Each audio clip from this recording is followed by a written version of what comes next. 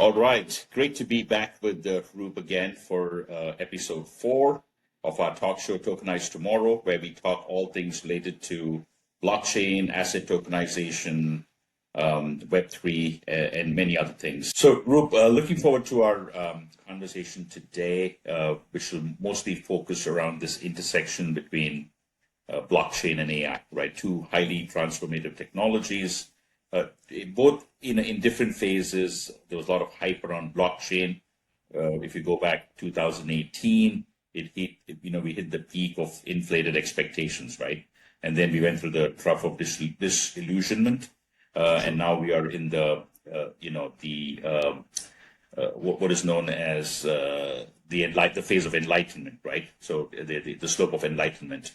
Blockchain slightly behind. I think we've already passed that, the peak of, the peak, and now I think we're in the trough of disillusionment, right? But I think both technologies by itself could be a great conversation. Today we're going to talk about what is the impact, when at that intersection, right? Right. Before we go there, Roop, I wanted to pick your brain a little bit and get your thoughts on AI itself, right? You're a technologist. You do advisory and consulting to what I call the global 2,000 companies, as well as some public sector organizations. You have spoken at TEDx, at least a couple of times, and more importantly, you've coached a lot of executives, right? Based on all your experiences, what are you most excited about AI? Oh, that's a big question. There's so many things. I think the possibilities are just emerging now. AI, if you look at machine learning and AI as a concept, that has existed for over 30 years now. I remember doing research in neural networks and genetic algorithms back about 2007, 2008 timeframe, when I was in grad school. So now what we see is we have a lot more computing power. So the problems we were trying to solve back then could not have been solved, even though we may have had the algorithms, although they seem nascent as compared to today's architectures. But even then, we were making progress in some algorithmic way. But what we missed was two things. One, data, the right data, and also compute. So if you look at this age with NVIDIA and the chips that we have, the GPUs that we have, the compute has accelerated the development of this space. And yes, it's been 2 years now since ChatGPT came out, and we have seen so many base level, foundation level LLMs come out since then, and things just keep getting better, and they're not going to stop. So what I see is there's a lot of a race for a better LLM. I think there are some reports that say that rate of improvement of LLMs is slowing down. I don't know if that's necessarily true, but even if it is, we still have a high enough rate to go on. What we now see is a lot more application level value creation, where people are taking the base LLMs, foundational technology, and then applying it to different use cases, and applying it to different, or intersecting with different other technologies. And that is what is creating a lot of value. So at this stage, it's sort of unclear where massive value creation would lie. You also see a lot of expenditure, capital expenditure, be it on the chip side, be it on the compute side. And as they say in the finance world, the capital expenditure is ahead of revenue generation, is ahead of value creation at the moment. There's a lot of money being thrown in, or even in the startup ecosystem, but we are yet to see that massive return on that investment, and that's normal for the phase that we are in. I think that's normal for technology's evolution. Everybody's looking to find the next big thing, and we don't know what it's going to be. So it's like an arms race, and resources count. And in this era, the resources are data, the right data for a particular domain. Compute, and compute relates to chips. So chips relate to metals and minerals. And these are the resources companies and countries are competing on. But the future is bright. The future is exciting. I see a lot of advancement in multimodal development, in application development. So, autonomous agents are becoming more and more of a reality, although we're not completely there yet. We are moving towards AGI. Who knows when that'll arrive? Everybody has their estimates. But regardless, the journey itself is powerful and interesting and fascinating. It's like 1 year in AI is like 7 years in dog life, something like that. You know how dog life is more than human life, so it feels that way to me. 30 days in AI is like a year in normal old Web 2 type tech development. There's going to be both, good and bad here. I have some concerns, and I'll, talk to you about that in a little bit. But do you think AI by itself is going to be, compared to the other waves that we've seen, right? Cloud computing, and then all the social media that happened as a result of, or the internet, right? You have internet, and then, from that came cloud computing, and then we saw the rise of social media apps and all of that. There was big data, right? If you go back in the day, and I know you give some great history lessons, right? Or if you go back 100 plus years, the advent of the automobile, or if you look at electricity, this seems like AI might be bigger than everything else, right? Yeah, it would seem so. Mostly because AI is as much of a productivity gain as new products and innovations themselves. So, there have been very few technologies in the world that have been genuinely productivity multipliers.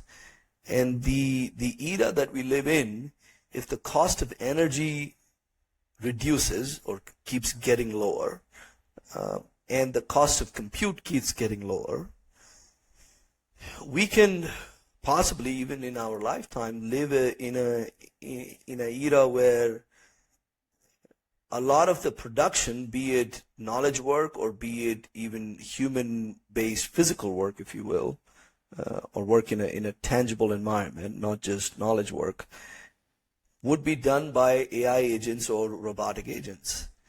And when that happens, we as humans will have a choice to make. What do we pursue? Where do we get our happiness? What do we find purpose in? So we might live in an era where all the mundane tasks or the routine tasks are being handled by AI agents or robots, and then we have to think about what is better use of our time and our emotions, and our where do we generate value in that sense. So it's certainly a very disruptive time. I don't think we as society globally are ready for it. Certainly not in, if you look at various parts of the world, they have very different level of usage of AI. And there's still quite a few challenges. I don't want to paint a rosy picture. Languages are a challenge. A lot of the AI work has been still in English, although you see China and India and Russia developing a lot more LLMs and applications of AI in other languages. So English is not the only language that contains the knowledge of the world. So that's one aspect. Multimodal development, meaning not just text, but also video and graphs and music and sound and so forth. That needs to accelerate a little bit more. And then the work in the tangible space, meaning robotic space, not just knowledge work. I think that, if you look at IoT devices and then you connect that to robots or drones or, industrial robots and things of that nature. So when we get to an age where a lot of the industrial production is being done by robots, as you might see in a lot of the factories even now, but when that gets ubiquitous, then we can think of it at a GDP level or at a national level, an increase of productivity that's substantially aided by technology. And that era will be a very different era to live in. Humans will be open to focus on whatever they so please. So that will be a very different environment, and I'm hopeful that that will align with the values of our society and values of humanity. AI is a double-edged weapon, and we can talk in more detail about that at some point. But the question is, what do we develop? What guardrails do we set? Whose values are we using to develop this technology for? And that becomes the central question to my mind. Now, most of the benefit will go to the businesses, right? For them, obviously, there's benefits to the consumer, to the individual as well, right? It could be better healthcare or better healthcare. We can see the transformation happen in education and so many other industries, right? But there's some things that I find scary as well, Roop. And that is, will it go and flatten an entire community, right? Like what outsourcing did, right? Where a lot of manufacturing moved out of America, moved out of the Rust Belt, and then entire towns would face high unemployment and all of that, right? And now, if you look back, right, what doesn't excite me is when you still go to a Home Depot to buy, a bunch of things, and you see that, hey, these are not cheap anymore, right? I mean, in the sense like they're made in China, right? And the benefit is still not coming back to us as consumers, right? And this is, and I think with COVID, we saw a further spike. But where I'm going with this is the true power of outsourcing predominantly is benefiting the businesses, the big businesses, right? And they are able to capture, higher profits or whatnot. But to the consumer, not so much, because we're still paying, very high, prices, right? Same thing in AI. Also, I feel that, hey, there's good and bad, like you said. On the bad side, yes, what if there's massive unemployment and then people having to be forced to go on a universal, minimum wage? Does that, what are your thoughts there, right? Does you have any concerns about that?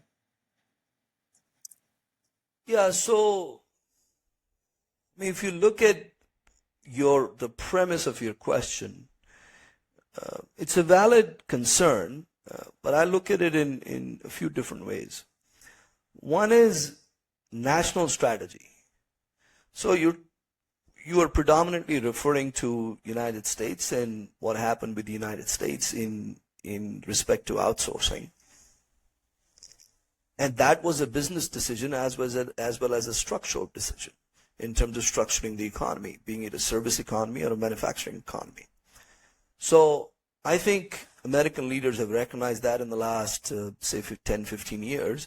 And if you read the recent, well, not so recent, last year now, the CHIPS Act, it talks exactly about that predominantly today the chips manufacturing is based in Taiwan and China, and the entire supply chain of it. So if you lose that vital resource, as I mentioned before, then you're strategically disadvantaged, and your challenge is competitive positioning then vis-a-vis other countries. So there is definitely that war going on. And the answer to that, your question, will businesses benefit, will countries benefit, will consumers benefit, lie on strategic choices that countries make. And every country is looking for a leverage. And we're not, since the World War II, the world has changed. We don't live in a unipolar world anymore. It's a multipolar world where power is competing for for power positions, countries competing for power positions, and I don't think that's going to end anytime soon. So make no mistake about it, it is a war of resources, it is a war of talent, it is a war of different design choices and different economic structures. Every technological wave brings with it the option and the opportunity to either leapfrog into a new world or to stay in a current state that eventually makes you obsolete. And every country has to make that choice. When telecom technologies came, you saw that opportunity. When internet came, you saw that opportunity. Internet infrastructure is one example of intersection of ICT, information communication technologies, with information technologies. You saw that opportunity. Some countries leapfrogged and some countries didn't. So I don't think that's a question entirely for big companies or businesses, as you say, but it is a national competitiveness issue. So that's one aspect. The other aspect is, you mentioned that previous technology waves have led to businesses capturing more profit and consumers are still paying high prices. I challenge that narrative in a lot of ways, because what it enabled consumers is products. The products we're using, your iPhone to your laptop to your Elgato cam that you're using to record this, all of that is a result of that consumer choice. You have the choice. We have the choice. And so it's not entirely true to say that companies have benefited and consumers have not. As far as prices are concerned, well, wait till the tariffs come in, prices could even be higher. So that again goes back to a national competitive landscape versus just what companies might do. Right? Companies are at the end profit driven and shareholder and stakeholder profit driven. So they make the choices that way, but they have also now, since the pandemic, have realized how supply chains are vulnerable and how they might need to change their geographic preferences.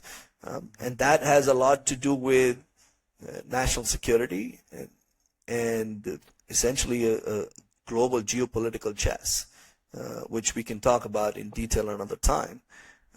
But I mean, if you look at the axis right now, look at Russia, North Korea, Iran, look at the BRICS countries, be it Russia, Brazil, China, India, and South Africa, and look at the West, which is essentially Europe and United States and Canada.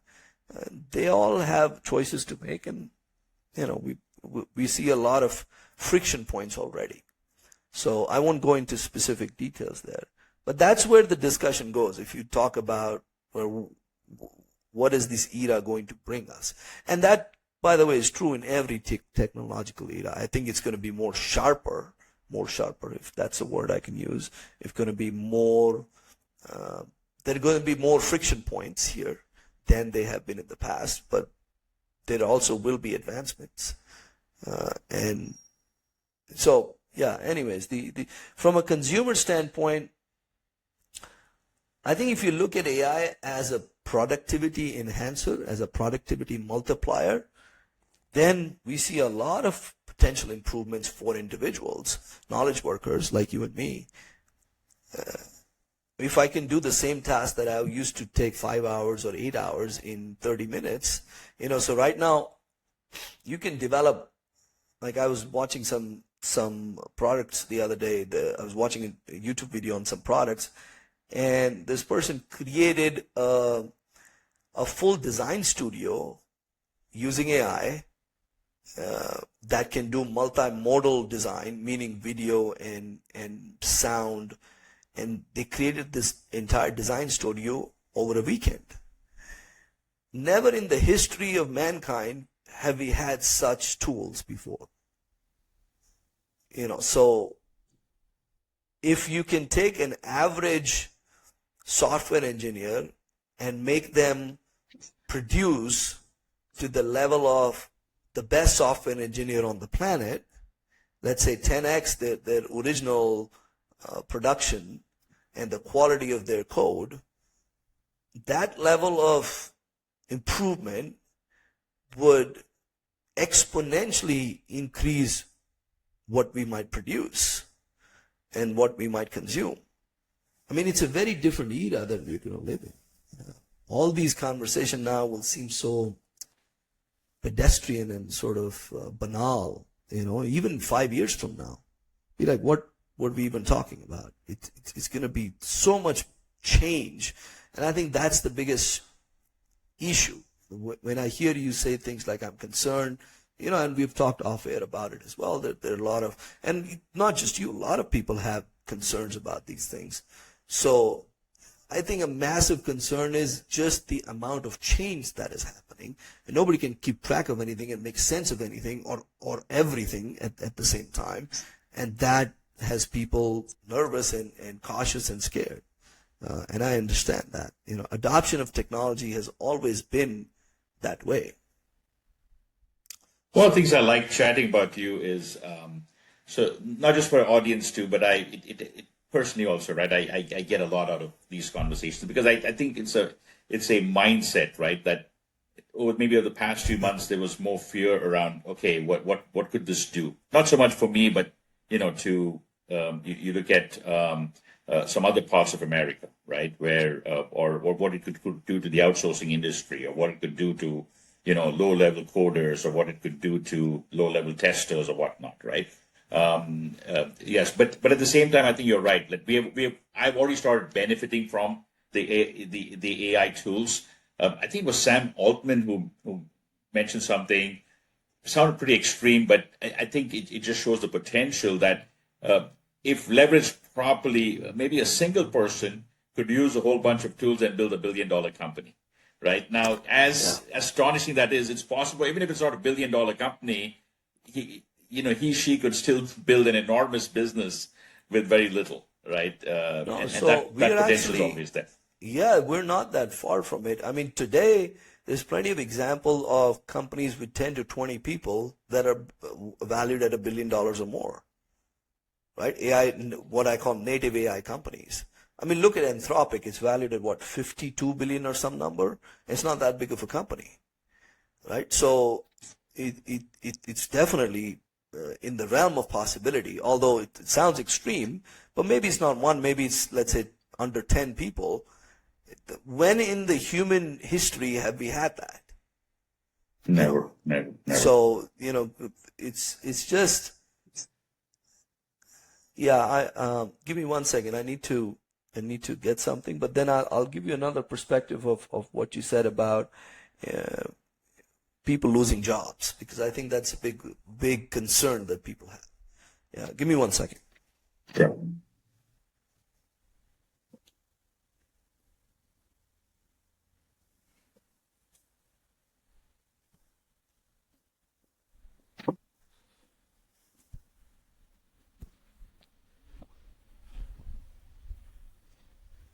Okay. So, talking about jobs, let's go back to the era of when agriculture was being developed, right? We as humans used to literally do farming with our bare hands and animals. Even animals was a productivity gain. What a bull could plow in a day, a human could not. Right? And then we created farm tools like the plow, and we created fertilizers and things of that nature. And we, as a society, were agrarian society for quite a substantial period of our evolution. And if you look at just the last century, what happened to that agrarian society? We have transformed so rapidly. You and I live in cities. Agrarian societies weren't really based on that. A majority of the population used to live in villages and farmlands. And then look at people's choices of careers. And look at how agriculture is done now. It's quite mechanized and in fact being automated every other year. So if you look at the percentage of population that was involved in agrarian activities, essentially farming and related, and look at the percentage of population now, are they still the same? No. So the point I'm making is people will lose jobs. That's a reality that, the economists call it creative destruction. With new technologies, new productivity tools, new ways of doing things, new business models, you need to learn those new tools. And if you don't, as the saying says, AI will not replace humans, but humans with AI will replace other humans without AI, which I think is happening even today. And that is scary for some people. I can understand that. But that's a force that you cannot stop. It's a force of history that nobody has, no one individual or company or country has the power to stop. So it's again a mindset, as you said before. Either you adopt a mindset that we're going to change and adapt and evolve, or you adapt a mindset that, we are about to lose our way of life. And that's the question. That's the question for every individual to answer. And you may not have to. I know some people who have left the tech world and they have retired and found a farm somewhere or put up a coffee shop somewhere or a pizza store, and they are enjoying their life in their retirement and they're happy with it. That's a personal individual choice. You might want to be completely disconnected and live on a mountain or next to a river somewhere and meditate. And that's perfectly fine. But if you're going to engage in economic activity and business activity, that's where the world is going. You need to move along with the forces. And if you don't move, the forces will move you. I think this makes sense. I take comfort in this, since in the talk was, hey, will it completely devastate certain, communities or whatnot, right? So hopefully the overall benefit is much higher. But another interesting observation I made, right? We've had ATMs forever, right? And ATMs are supposed to completely, kill the teller job, right? And there'll be no tellers. But you'll be astonished to see, and I've seen it at a branch I went near Palo Alto, where the branch was full, right? So even though we have, the mobile banking, there's ATMs and a bunch of them, right? There's still a certain section of people who come into the branch for whatever reason, and you have tellers, right? So I guess it's people work with AI. It may take away a lot of jobs. It may create a lot of other jobs, but they will be both going on, right? That you may still have stuff being done in the old school way. Yeah. So the way to look at it from that lens is, are you an early adopter? Are you a creator, or are you a consumer of these technologies? And it's very true that consumer adoption may not match technological evolution. What I mean by that is, we've seen countless times in history where a technology has been created, but there is a lot of negative sentiment towards it, so it doesn't get adopted quickly or at all.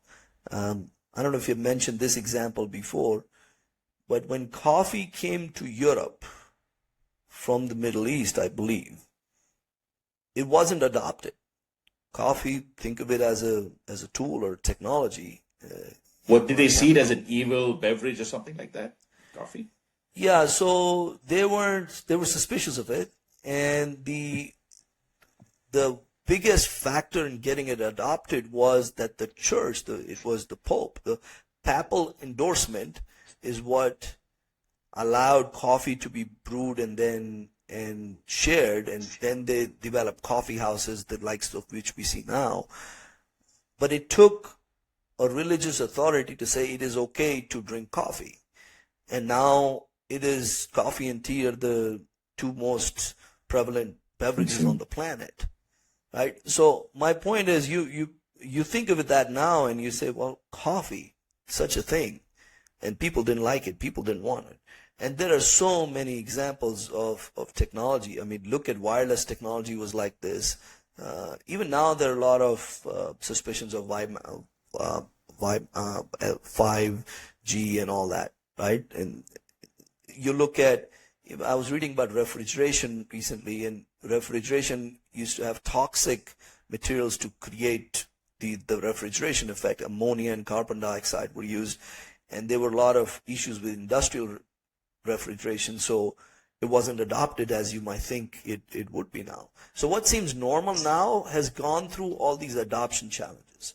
So to your point, I mean, you can look at the world and see what percentage of world still uses cash. And there's a lot of advantages to using cash versus all this electronic payment mechanisms, be it cards or even, tap pay, and now we're talking about crypto payments and all that.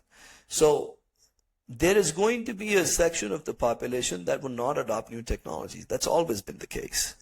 And then there's going to be a section of the population that will force you, if you are the business, to only adopt new technologies. There's plenty of examples of banks trying to get into this payment infrastructure, and they couldn't compete with the likes of PayPal and Apple, right? So there's always going to be segments of population that adopt certain technologies and the others don't. What, in my opinion, happens is essentially demographics change and age changes, and the younger population is born in an environment with new technology, so that is just part of the landscape for them. Like screens are part of the landscape of a kid born 2 years ago, versus they were not when I was born or when you were born. So it's just the way of life. There'll always be pockets of consumers that will run towards technologies and pockets of consumers that won't. Now, the question for you is the following. If you look at it just from a consumer standpoint, it's a different experience versus if you look at it from a creator standpoint. If you are in that world of product development or even venture development or venture funding, then you have to put on a different hat or a different turban, so to say, and see what is being developed, because nobody's waiting on you to adopt things. They are just going to do it, and it's your choice if you want to do it or just become obsolete. No, well said, well said. And now, one of the reasons I wanted to look at the other side is there's no doubt, right? I mean, there's a tremendous amount of excitement. There's a euphoria about the potential. The amount of funding that we've seen, right, is staggering, right? Of course, I think some of the investors now are, getting a little concerned because they probably, went too bullish or whatnot, but that's a separate conversation. I just wanted to, see the other side. And then, as more and more people listen to, our episode, it'll be nice to see what kind of comments and what thoughts come up, right? From other folks, right? Now I want to switch a little bit to blockchain, right? I've always been excited about blockchain, and I'll tell you why, right? This very concept of eliminating the middleman, right, and having a trustless system, and democratizing certain things, and I see a lot of positives in blockchain, right? Right, and that's one of the reasons why, despite all the hype and euphoria, I didn't stop everything that I'm doing in blockchain to start going and dumping that for AI, right? And the last thing I want to say about another thing about that excites me about blockchain is, in the Web 2 world, right? Like, we spend enormous amounts of time and effort in creating content, whether it's on LinkedIn or Facebook or whatever, right? And those companies are heavily benefiting from it, and they have the option and they have the ability to deplatform someone based on a comment that you may make, which may be in violation of their policy, whatever, right? And I love this concept of, in the Web3 world, where, and I'll talk 2 use cases, where you can have ownership of your content, right? You have more control of your content, right? Or you could be a gamer and have, more control on, everything, your data around the game, or you can even, this option of pay to play, right? I think that's what they call it, right? No, play to earn. Yeah, play to earn. Sorry, play to earn. So I think, and these are just there's many other use cases, and then finally Bitcoin. So blockchain have always been, excited about blockchain, right? Now we'll talk about, how each of these two transformative technologies, are they going to help each other? Which one is going to benefit more from the other? And so I want to get your thoughts on how things are, how things could play out, right? With that, right? So before we talk use cases, etc., what are your, anything you want to share about your thoughts on blockchain by itself?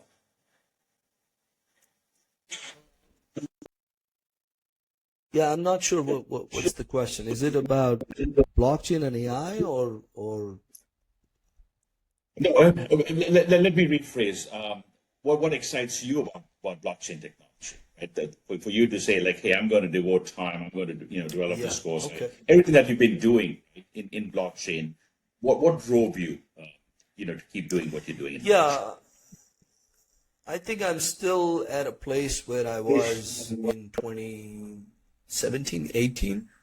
I wrote an article called Why Blockchain, and we see increasingly that becoming a reality. So to me, there is a lot of value proposition in blockchain that people don't seem to recognize or acknowledge.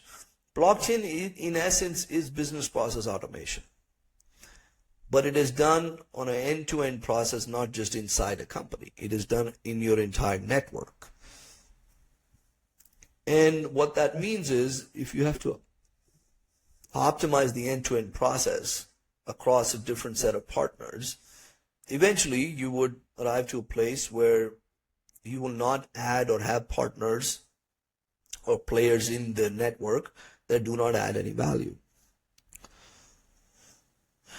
The other part is that blockchain as a technology is quite basic and simple, but the implications of it are enormous. So it is a ledger. It's a distributed ledger at the end of the day, nothing more, nothing less. And if you apply that simple concept across different participants of the network, you can share information accurately and quicker because everybody gets the same information at the same time. A lot of the challenges in today's technology are because of disparate processes and sort of an urban sprawl of infrastructure. So if you have to develop a blockchain-based solution, which in my mind should only be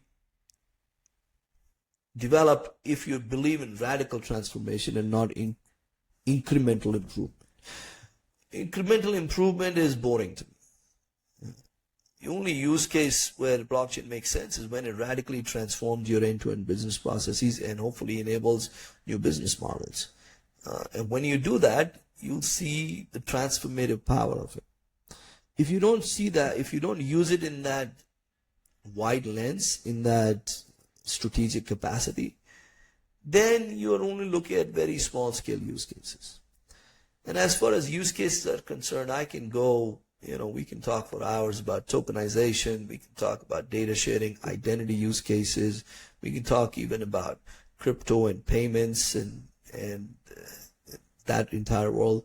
So all of those use cases spin out of the basic fundamental that it is a distributed ledger where you cannot dispute the nature of transaction, the amount of transaction, and everybody in the network has the access to same data at the same time, and that is the only version of truth. You don't have to keep reconciling versions of truth across different companies, across different systems. So did I answer your question? Yes, you did. So now I'm keen to talk about some of the use cases, right? What are some of the foundational use cases at the intersection of blockchain and AI, Roop? Yeah, so before we get into that, let's look at where I think the evolution is. So, let's go back in history and look at how refrigeration developed. So, at some point there was, after we had electricity in 1800s, in 19th century, American inventor Jacob Perkins patented the first practical vapor compression refrigeration cycle in 1834. So while this was groundbreaking, its design was clunky and inefficient and costly and limited in its immediate usefulness. And in the early system, there were a lot of toxic and hazardous materials used, like ammonia and sulfur dioxide, posing a safety risk. And then came in a German engineer called Carl von Linde. And his work in the late 19th century refined the vapor compression cycle. What we see now, and his design became the foundation for the industrial refrigeration, transforming food preservation, transportation, and every other use case of refrigeration you can think of. So if you look at the simple concept, Coca-Cola, the company, could carry food in refrigerated trucks. That didn't happen immediately. It was a confluence of technologies. It was electricity that had to be developed, then a basic refrigeration that was safe enough to use, the vapor compression design, and then there were a lot of improvements in metallurgy, materials. These three foundational technologies had to be developed for eventually a company called Coca-Cola to deliver Coke to your local store, or put vending machines, chilled vending machines in your local store. So I think at this stage, when you look at blockchain and AI, we are at that stage of evolution where these two foundational technologies are evolving and intersecting. Here's another framework to think of as you evaluate the space. One of my favorite authors, Stephen Johnson, he wrote a book called Where Good Ideas Come From, History of Natural Innovation. An amazing book. I think everybody should read it. And by the way, he's also now a founder of Google LM, or Notebook LM, which is a Google project. So look into that. So Stephen talks about, in that book, an idea called the adjacent possible. So his theory is that when you're developing or discovering new ideas, you can only go to the next adjacent possible. So think about it in a way where, imagine there's a big house and there's, let's say, 70 rooms in the house. You couldn't get to the 70th room. You have to walk the alleyways and find the room first, 2, 3, 4, 8, 10, and then eventually you'll get to 70. Because to get to 70, you have to come close to the adjacent possible, and there's only a few adjacent possibles close to 70. So as you apply this to technologies, it shows you two sides. One is the possibilities and the other is the limitations. Meaning what? When you combine two foundational technologies, what you're really doing is you're increasing the number of adjacent possibles. Right? You can take a look at the refrigeration example, or you can transpose to more modern era where we all lived through the era of smartphones and apps. See, smartphones were not very useful till apps came out. But apps were not very useful till telecom companies developed pipes, essentially telecom infrastructure, to push in a lot more data. So without the smartphone, the apps won't work. Without the telecom infrastructure, the apps won't work. And what we use now is a confluence of these foundational technologies. So they make the adjacent possible, no pun intended.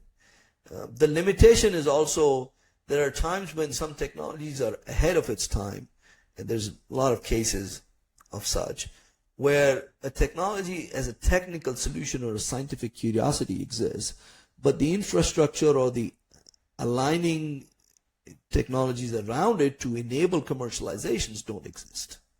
Does that make sense? Definitely. So it is also a limitation. If you arrive at room 70, having traversed all the way through, whatever you have in room 70 is not worth any commercialization value. So coming back to AI and blockchain, I think the way to look at it is two foundational technologies intersecting now, creating a lot of interesting adjacent possibles. And therein we can have the use case discussion of what it can enable. So does that make sense? Yeah, I love the analogies, right? Got me thinking as well that hey, that without electricity, refrigeration would never have been. Yeah, just it would have died, right? Or very little would have.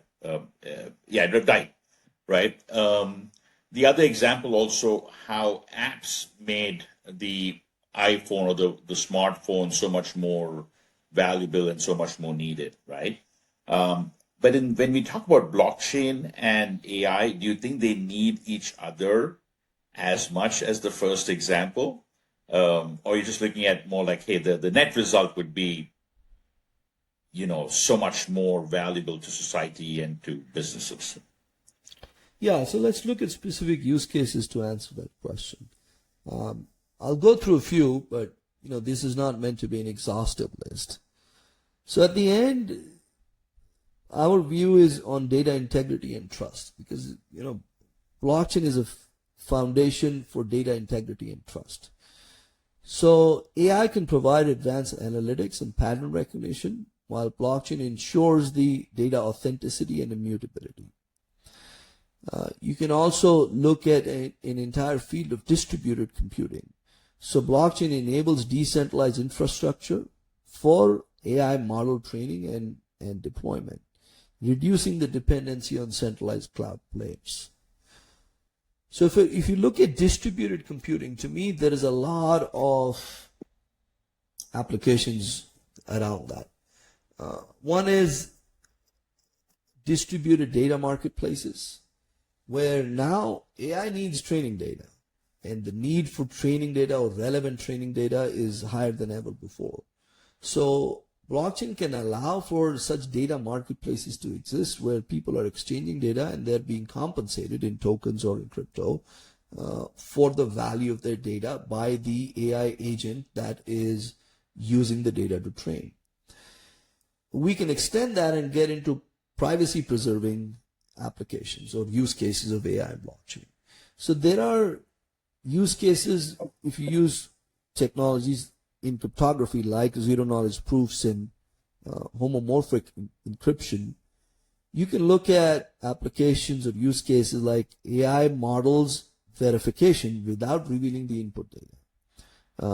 We can enable confidential training while providing computational accuracy, and it can support regulatory compliance for sensitive data processing. And it can even permit AI computation on encrypted data. So data remains encrypted throughout the analysis pipeline, and the owners maintain control while allowing for AI usage. And as I was mentioning about decentralized data marketplaces, so essentially you can monetize data through tokenization, and smart contracts could manage access rights and compensation of that data. It essentially enables a collaborative AI training without sharing the raw data. And it can lead to federated learning on the blockchain, where essentially you have distributed AI model training across nodes, and only model updates are shared, but the raw data stays local. And blockchain ensures the training integrity and participant rewards. So to me, that distributed computing and distributed infrastructure is a whole field that is now in the adjacent possible because of intersection of, call it Web3 and AI. So that's just one set of examples. We can get into some other use cases as well. Let's pick tokenization, right? We've discussed this in past episodes where the market is in the trillions, where the economic impact of the total market, right, is in tens of trillions, right? But there is complexity, and you may or may not agree that there is complexity when it comes to smart contracts. Not everyone gets it. There's regulatory challenges and all of that, right? There, do you see AI making a huge dent on tokenization? Like, will people be able to leverage AI to address some of those complexity challenges, or how will the benefit be felt on tokenization with AI? And we'll talk, benefits to AI later, but let's, while we're talking about tokenization, what's your take Yeah. on that? Well, as you know, I don't view as blockchain or AI or tokenization to be complex. I think that depends on the eye of the beholder. The lens I use is, again, what is adjacent possible? What can be done now, given that these two technologies have enabled certain utility value and enabled certain features. So let's look at some use cases for tokenization specifically. I think pay-per-use AI models access via tokens can be a real thing. And you can have automated billing through smart contracts. You can have quality-based price using performance metrics for usage of AI models.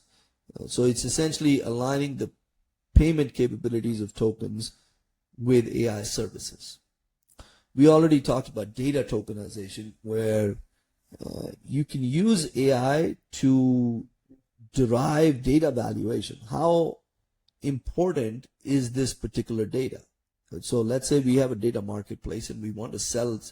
Let's take some use cases. There is a certain disease and there's only a few institutions, let's say research institutions in the world, that have data on that disease. And some AI model wants to use it. Well, what is the value of it? AI can help develop a valuation for that, and then tokens can help pay for that data. And it can also lead to a quality assessment of the data and a marketplace to match buyers and sellers. So these are applications or use cases that could be enabled now. If you look on the reverse side, AI can actually help in optimizing token economics. So for the existing tokens, and a lot of protocols have started to use that now. Essentially, token economics is about demand and supply of the token. And it's like managing a treasury, like a central government currency treasury. So you could use AI for that purpose, to manage that. You can simulate token velocity and distribution and study the different predictive modeling of token utility. And AI models can help you do that. So again, these are things that the intersection of the two technologies enable us to do. So I don't see them as, AI helping blockchain or blockchain helping AI. It's something that they're enabling together. Does that make sense? It does. We spoke about use cases. From an industry perspective, are there any industries that are doing this better than others, or everyone's still trying to figure out? I think they figured out blockchain to a large extent, AI still being so new. But I was just wondering if have any success stories popped up, right, where of an organization who's figured it out and is doing it things right. That hopefully that could be an inspiration for many others. Yeah, so I'll give you some names of companies that are leveraging AI and blockchain technologies quite effectively. But what you will find interesting is your choice of the word industry, right? When you say industry, you mean typical Fortune, let's say 100 type or even 1,000 type incumbent enterprises. And that is where The 10 or 12, like the 10 or 12 S&P industry verticals, right? Yeah, so Any of those, right? right. The view I have is, in order to be on the leading edge of intersection of AI and blockchain, you must already be either a native blockchain or a native AI company. If you're still struggling to figure those two basic things out and you don't see them as your core technology base, then you're not even close to figuring out the intersection. You're not even in the adjacent possible, right? So here are some names for you. Ocean Protocol, Fetch.ai, Singularity Net, Numerai, and VeChain. These are companies in my research I found that are doing very interesting use cases at the intersection of AI and blockchain.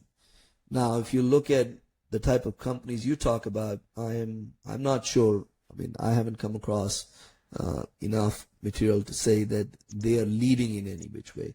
And that also is, by the way, typical. Those companies are laggards in adoption. They want startups and research units and other companies to figure out and take the leading edge, and then they'll adopt what they might find successful. And that's a strategic choice. Provided a nice laundry list of use cases at this intersection of blockchain and AI. What are the ones that you are most excited about? And maybe you can even add a couple of case studies that you feel are worth looking into. Sure. So to me, the two sets of use cases that are really exciting. One is decentralized computing, and we'll look at two different case studies of companies developing products in decentralized computing. And then the next one is a decentralized data exchange or a data marketplace. So let's get into that. The first case study I want to get into is Gensen. Gensen is essentially a decentralized machine learning compute protocol. So think about it this way. Machine learning is going through a renaissance, and the compute required to train models to use the compute in an efficient way and a cost-effective way, that's becoming a most important market in the world. It's essentially a debate between haves and have-nots. If compute is really expensive, people who can use them is far and few between, and that will lead to more centralization. And at this moment, compute is offered by a lot of the centralized players, and that's fine, but it is not accessible to everybody, mostly because of cost. So what Gensen did, they created a protocol where they can create a network of all the various computational resources available. So whatever computational CPUs, GPUs, devices you can put together in a decentralized manner, Gensen gives you access to those computational resources. Now, the interesting part is that they use a permissionless mechanism, meaning you don't need a central party's permission to start using those compute resources. Does that make sense? It does. Do you have an idea like how much progress that they've made? Are they seeing some wider adoption from are they seeing wider adoption? Are they seeing traction? Yeah, so I think they are. The challenge is always going to be performance, right? So on one side, it offers an option which is outside of the major cloud players like AWS or Azure. But on the other side, you may have to deal with latency issues or security issues. So on one way, the vision is clear. It's a system where anybody with a computing device can contribute to AI training and democratizing technology for all. But on the other side, I think we are at an early stage of the game where we're still improving the performance. And this is actually a debate in the tech space. See, some people argue that centralized players are the right way to go, and probably for the majority of applications, they might be so, because they offer more reliability, less latency, more security for your data, etc., etc. But on the other side, it becomes an access and inclusivity issue. Let's say I'm a young startup, or I am a researcher, academic researcher in a country where there's not many resources available for such kind of research. So the question is, who has the right to build, right? And for that to happen, I must have access to compute. If I don't have access to compute, all ideas are just on paper. I cannot build or train any AI models. So there's both sides to it. I think we're going through an early stage of adoption at the moment. Why did you like this one in particular? Yeah, I like that it is a good combination of using power of blockchain and intersection with AI. So what I mean by that is, see, what is blockchain? It's essentially decentralization or distributed computing.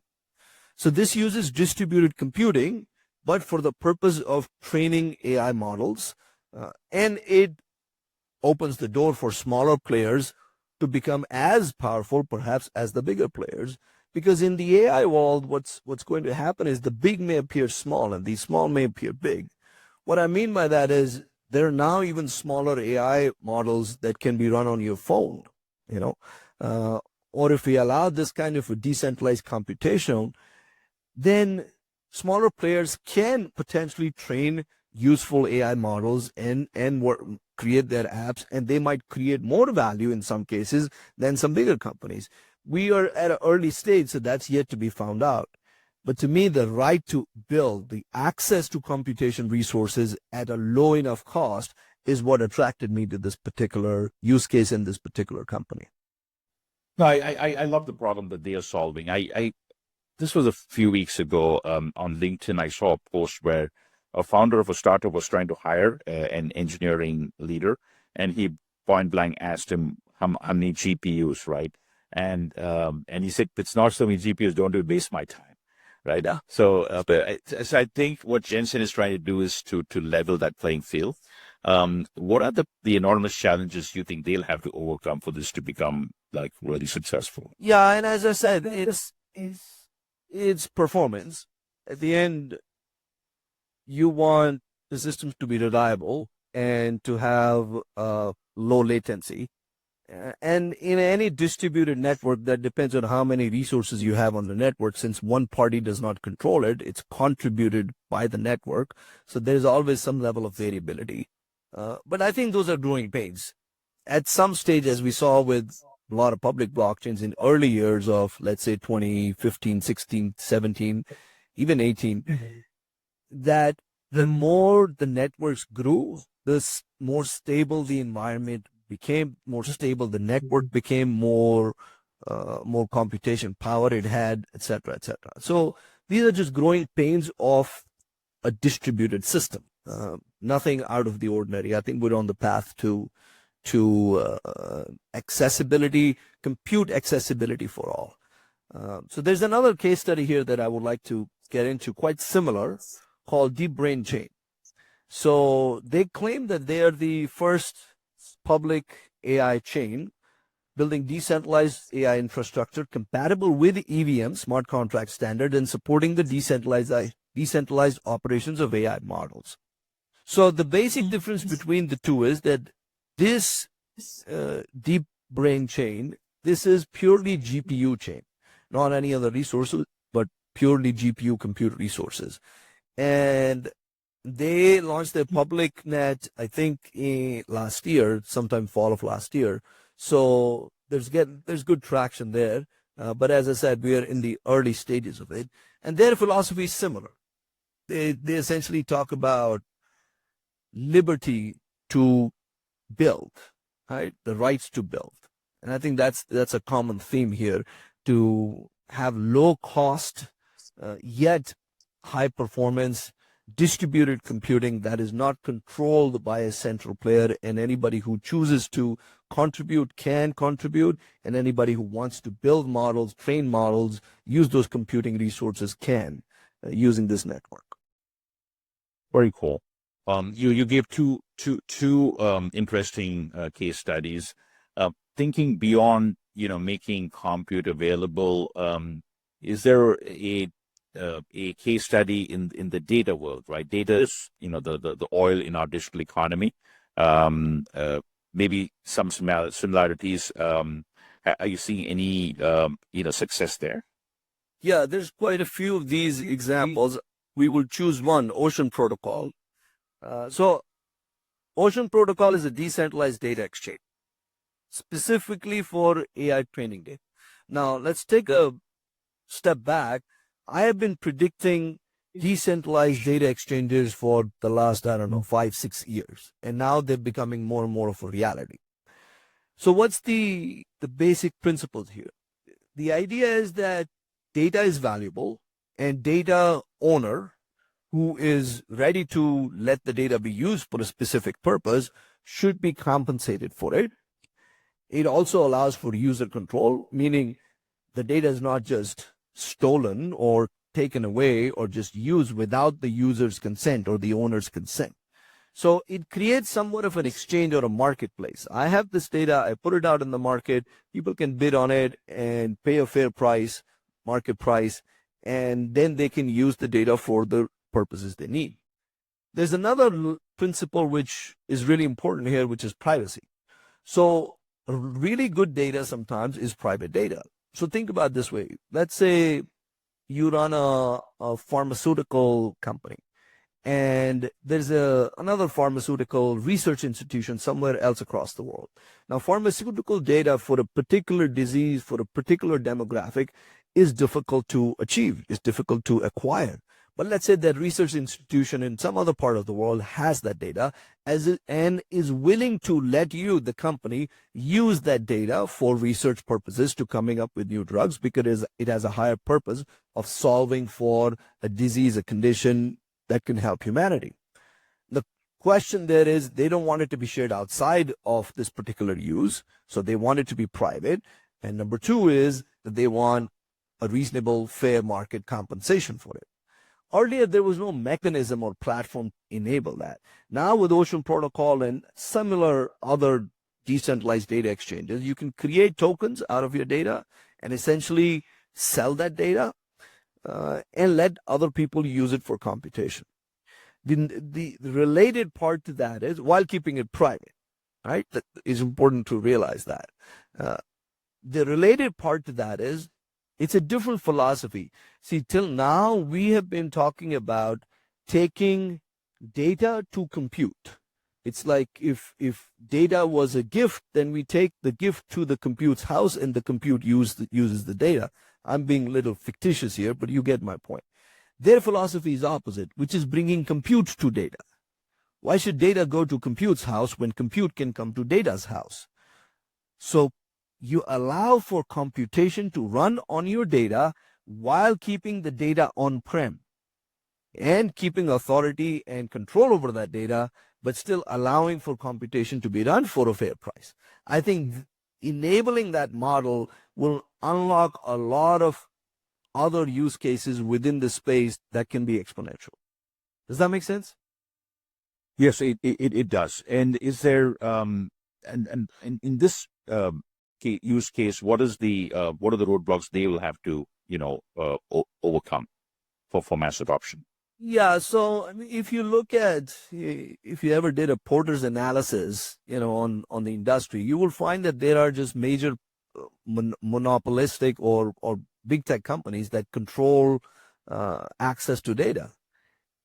So one of the major roadblocks to adoption is that this is a disruptive, transformational type use case, and there will be opposition from centralized players. But that's how the game is. I don't think anybody really, it's a surprise for anybody. Everybody knows that, right? So that's one obstacle. The other obstacle is really proving the let's call it the veracity of the data in the marketplace. So let's say I'm a data provider that wants to sell my data. There needs to be a mechanism to prove that this data is what it is and it's useful to the buyer, and the authenticity of that exchange needs to be maintained. It's like saying this is eBay. So somebody wants to sell a product on eBay. Let's say somebody wants to sell a high-end camera on eBay. Well, I need to be able to see what's the model number and is the camera really the high value model that somebody's claiming, and what happens if the so said camera is not exactly what was being sold? How do you resolve that dispute? I mean, that's a marketplace issue. So eBay has some rules around it. I think they must have developed similar rules of engagement where one party gets what they expected and the other party gets the money that they expected. This is very cool. Now, are they a use case that you feel that you wanted, the industry to, to work on, but has not yet, or perhaps hasn't been tackled yet? There is I mean, at this point, we didn't get to Concorde jet engines when steam engine was invented. So I think we're at a stage similar to steam engines being invented in terms of these two foundational technologies, blockchain and AI, machine learning, intersecting with each other.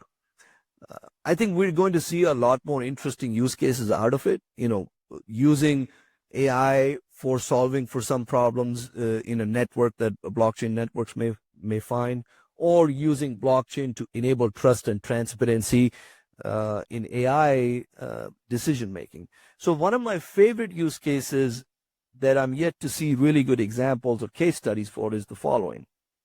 An AI agent makes decisions, makes choices. That's the job of an AI agent. Whatever process they're going through, whatever they are trying to accomplish, they are making decisions. The question is, where are those decisions being recorded, and is it easily accessible? At the moment, if you want the answer to, well, what happened, let's say an AI agent called another agent, and accomplished a task, and the task wasn't really accomplished the way we wanted to. So the question is, okay, what happened and why? Why did the agent or the series of agents make these decisions? So back to the original question, where are those decision points and the rationale or the logic behind those decision points being recorded? At the moment, the answer is you have to go through the logs and sort of summarize or surmise, guess what actually happened in this process. I would like blockchain to be the system of record for AI decision making. And then let's convert that into easy, accessible, human readable format where the human can understand, okay, I gave it a task, it finished with this so and so outcome. What were the steps of decision making and why those were made? I think we're a little far away from that, but we will arrive at a place where blockchain is the record keeping, decision record keeping engine for AI agents. Which I think fundamentally that is like probably among the biggest, most appealing things for blockchain technology itself. Yeah, I mean, at the end, what is the power of blockchain being the single version of truth that's accessible to everybody on the network? And we can utilize that in multiple different ways. So if we can arrive there with AI intersecting with blockchain, I think that'll be an interesting day for us to live in. I agree. And to clarify, you said, yeah, this is like early days steam engines, but to draw a parallel between the internet world, right? Are we still like in the 95s, 96s of, of internet when Jeff Bezos was still in the early days of Amazon? Or are we still further behind that as well? Yeah, so let's look at what I said. It is the intersection of these two foundational technologies. We are at the nascent stage of that intersection. I think we're quite advanced in blockchain, being two phases of development already. Bitcoin came around 2009. So in 2024, we have quite a bit of experience with that. And AI has been being developed for the last 30 years in one form or the other, or even more, depending on how you view machine learning and AI. So I don't think we're at the nascent stages of that. What I can say is think about late 90s or early 2000s when smartphones were evolving. So smartphone technology was not as advanced, meaning the hardware wasn't as advanced. And then apps were just starting to come out. So the power of the phone that you use today is because of the intersection or convergence of the two, which is a really good hardware and then apps that utilize that for a specific purpose.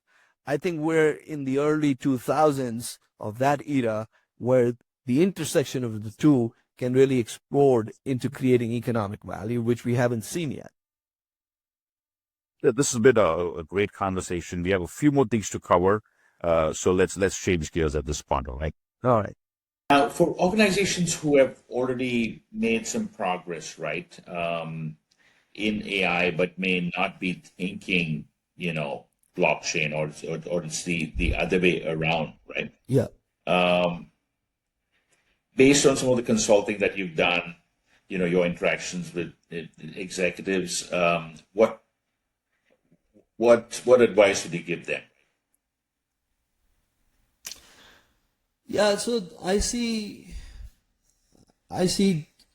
initiatives in two, maybe three different categories. One is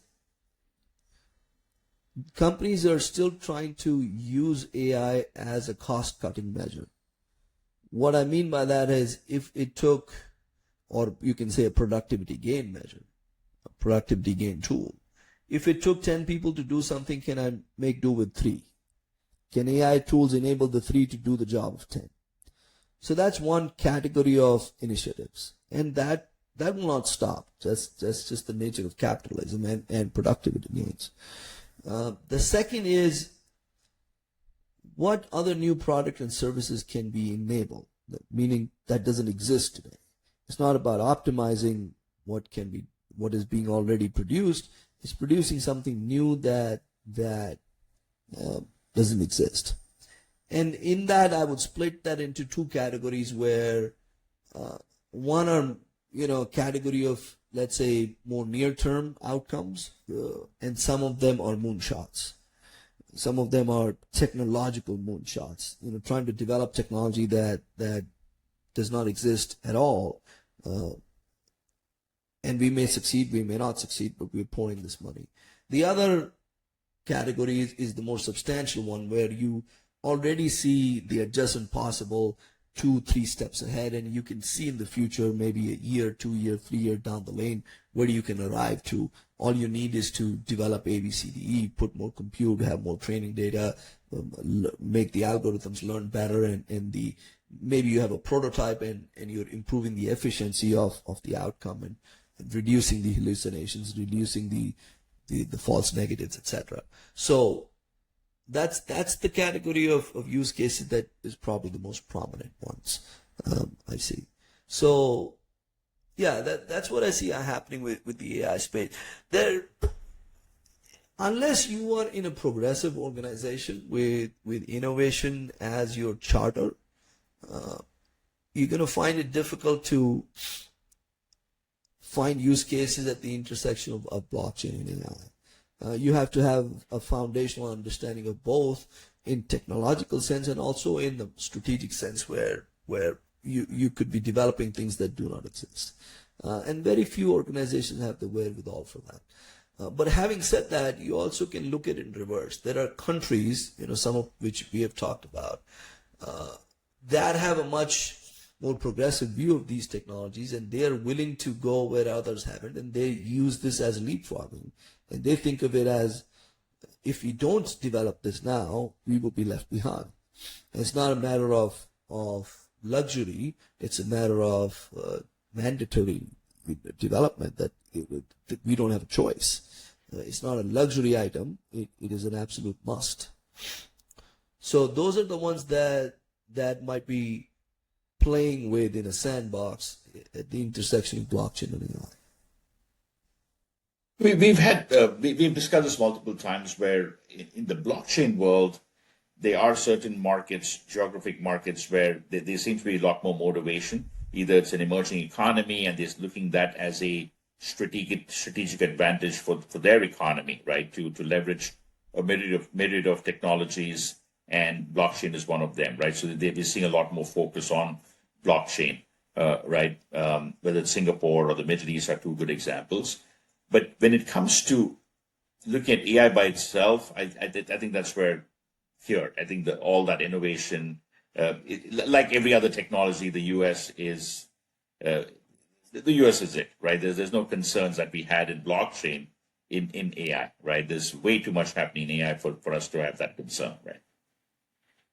That we'll not lose that edge as a country to any other geography or any other market. I think that's a very convenient narrative to pick up.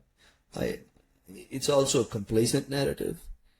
So to say that we won't be overtaken by, let's say, China or Russia or India, we as in the United States, is quite complacent.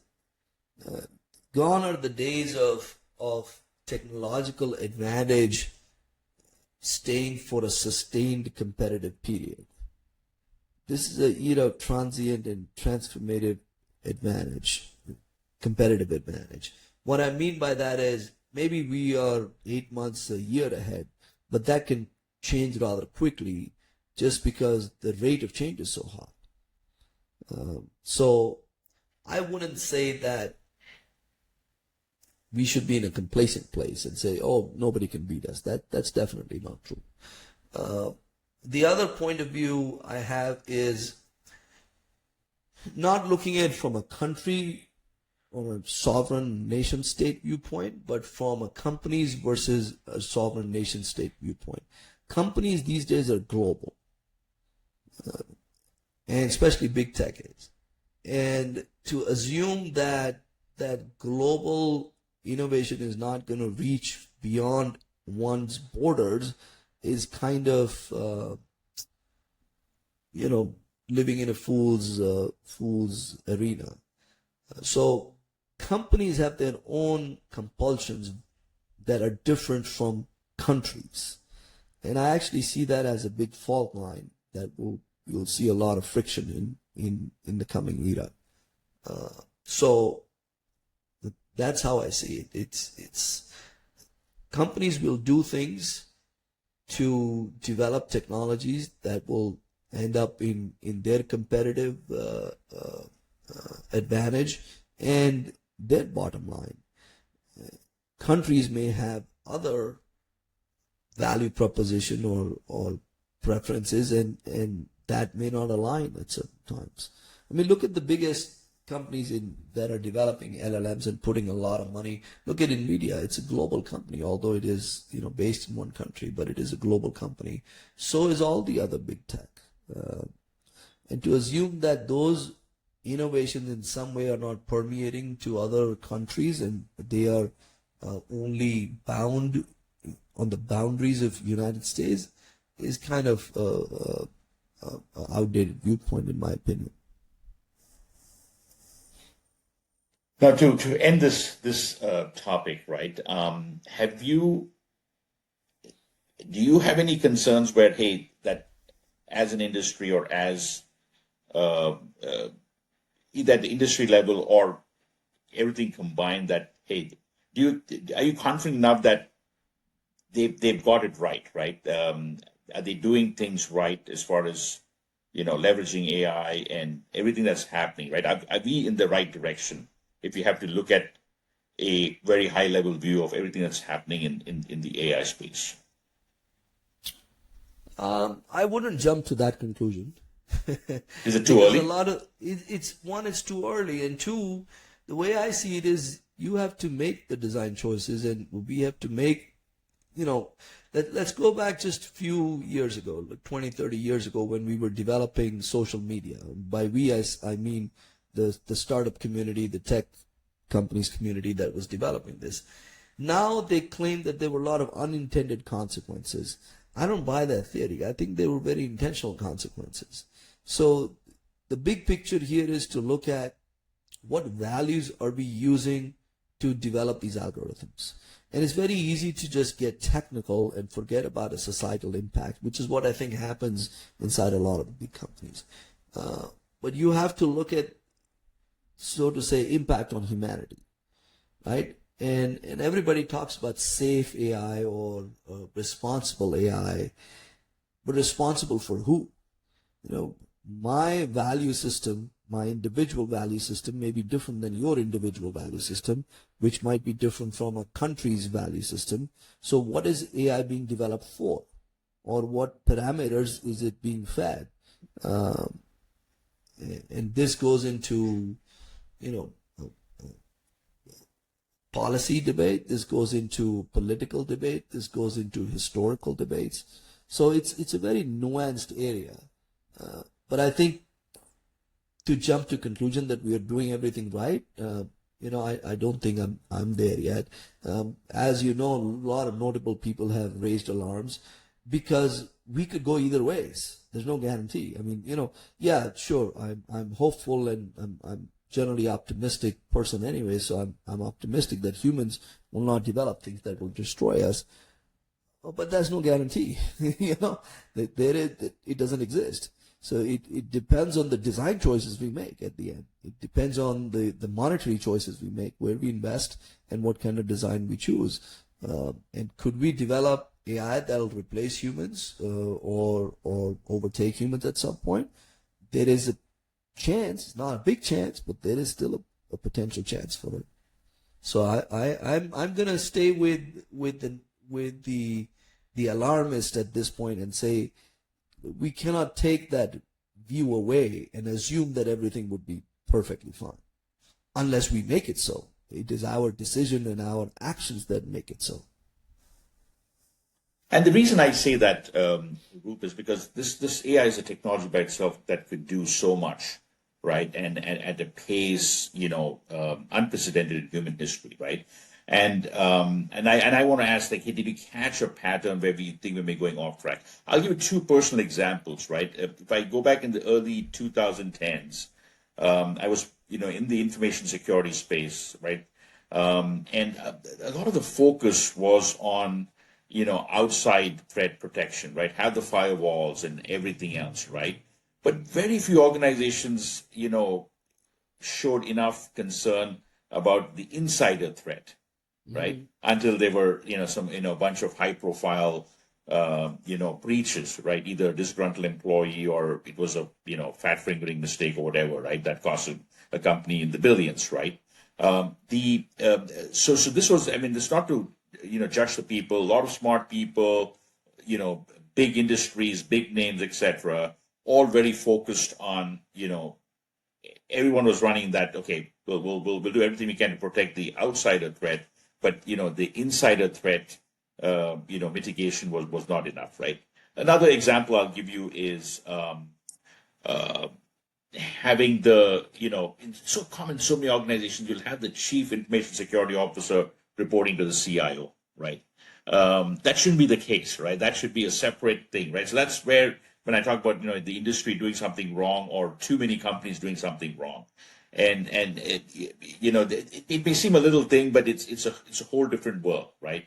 When you separate that, right? So that is where I said, hey, did you see a trend where, we're going in the wrong direction with AI? But I think you're saying, hey, it's too early to say. We might probably only realize that at maybe a year or 18 months from now, right? Yeah. If you look at, we talked about the rate of change. So as far as governance is concerned, be it at a large company level or even a small company level or a national level on how to leverage AI or what to allow, I don't think we have clarity yet. We're far from it. There are policy statements, there are industry groups, there are some policies that don't make any sense. Like, I think I read last year, or now I can say last year, about a regulation that was limiting the amount of computation power we could use, like limiting the amount of flops. I think that's the unit used. And I don't think that is the right direction to go in terms of regulation. That just inhibits science and innovation. But at the same time, you want to control certain use cases of, let's say AI agents causing harm to children or causing harm to anybody for that, but suggesting harm. Or you want to use caution against developing biological weapons using simple LLMs, or at least getting the recipe for it, or developing chemical weapons. And if somebody asks for that, how do you deal with that question? So in terms of governance, there are good ideas out there. I don't think we have the right governance in place at all. But I don't think we're even close to it. And I'm hoping that we will get there sooner or later. But this is similar, again, going back to history. When we started flying in airplanes, we didn't have the air traffic control. We didn't have a notion of air traffic control till there were many planes in the air to manage. And then we developed the rules of the sky, so to say, Same for the roads. And then every country has their different set of systems, and then there needs to be standardization and interoperability amongst them. That's why we can do air travel today. So we're still in the stage where we're still determining what is the air traffic control. We don't know yet. We don't know the roads, the rules of the road yet. So Roop, I think we are a little over an hour in our conversation. We will continue this topic around AI and blockchain in future episodes. I enjoyed chatting with you. You gave your perspective on some cool things to get me really thinking about how I look at it myself. And I look forward to our next episode in the next couple of weeks. Yes, thank you so much, and thanks for sharing your thoughts and point of view, and thank you for the work you do. I appreciate you having me. Appreciate it. Once again, best. You